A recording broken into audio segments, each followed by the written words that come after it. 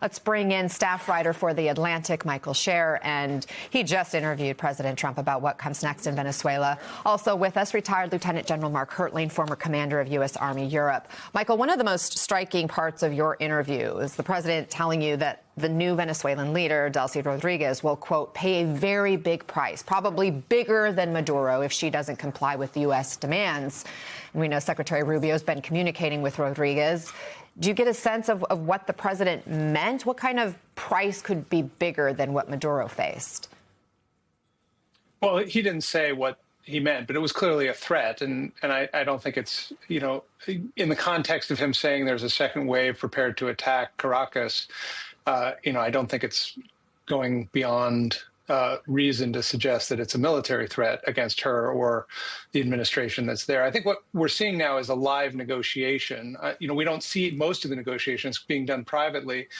But Delcy Rodriguez put out a more conciliatory statement yesterday after he had said that to me, much more conciliatory than the statement she had put out Saturday, which was pretty defiant of the U.S. It's worth pointing out, though, that her public comments and the president's public comments are not the same right now. I mean, she's still saying they want independence and sovereignty for Venezuela, and the president is saying the U.S. is now running Venezuela.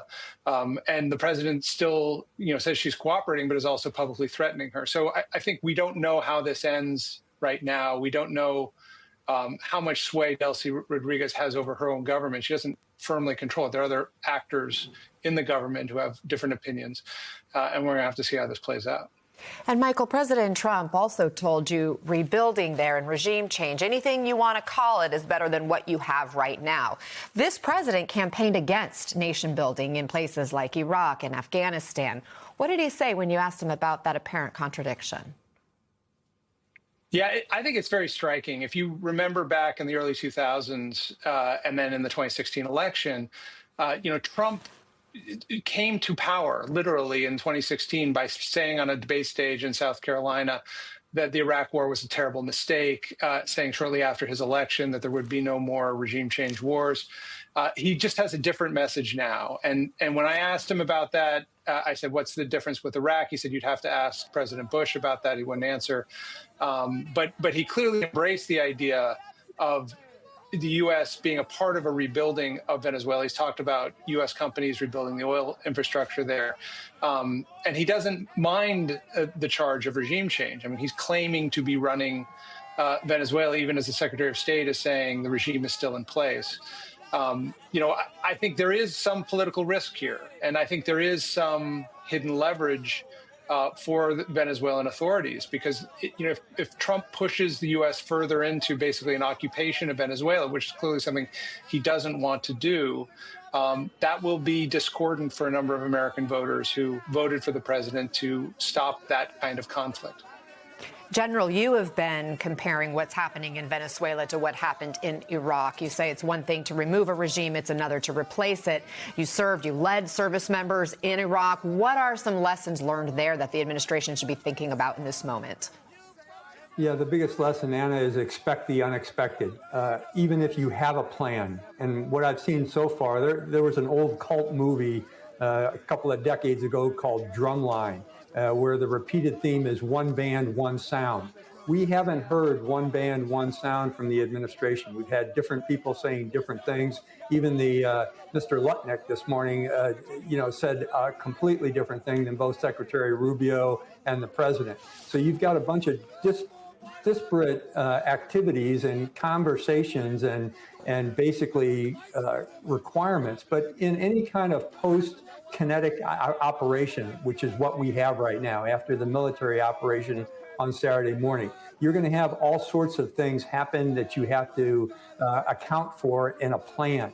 It doesn't seem like that plan is in existence. And some of the things you're talking about is who is going to sneak in, who is actually governing. Anytime you go into another nation, they don't like others coming in to take over and colonize the place. That's what we're seeing right now, that there's confusion about who is actually in charge. Yes, the vice president of Venezuela has stepped up. She's now the current leader, but is she the one that's going to continue to lead the country? There's the security forces, which is a key area that you have to concern yourself with.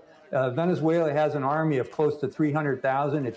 If you count the militia as well as the active army, they also have a security force, the police, which is beholden to the old regime. Are they going to switch very quickly and continue to secure the people? What's going to happen in terms of the infrastructure, which the president seemed to indicate we were going to rebuild on his speech on Saturday morning? So there are a lot of disconnects. And anytime you go into one of these kinds of phase 4 operations after the military does their thing, boy, there's got to be a really solid plan. And it seems like from some of the dysfunction and chaos that we've seen in the last 24 hours, that plan doesn't exist.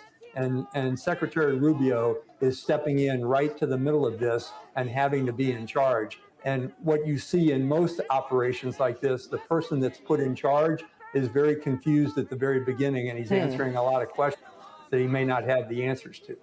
General, I'm not so sure that Rubio is the only one in charge. When the president was asked who's running, he said they are. And there were a bunch of people standing behind him, which also adds to the lack of clarity in this moment. You've talked about just how critical it is to have one point person in these types of situations. You write, when a task is truly hard, complex, risky, politically sensitive, or strategically consequential, a senior leader in government, business, or on the battlefield must be able to point to one person and say, you're in charge. One person. Why is that so important? And is Secretary Rubio going to be that person? Yeah, I don't know. And as you just said, neither do you. Neither does anybody. I mean, Secretary Rubio has said he's going to be the person in charge. The president kind of pointed behind him at 4 different people and said, these are the individuals that are going to do it. But what I wrote about in that article you just cited was what I called the belly button rule. You literally have to stick, as a strategic commander, stick your finger in the belly button of one person and say, you're the one I'm holding responsible for that. It seems to be that that's Secretary Rubio, but like you just said, we're not sure. And if it is Secretary Rubio, what I'd say next, Anna, is there a plan that he's following, or is it ad hocism? And again, if he's in charge, he's got to figure all that out. And there are about 1,000 lessons that you learn from any kind of regime change or change of government that have to be applied. Everything, like I just said, from the security forces to the infrastructure to the government to what makes the trains run on time and everything associated with that. And I'm not sure that Secretary Rubio, having never done this before, is ready for those kind of challenges.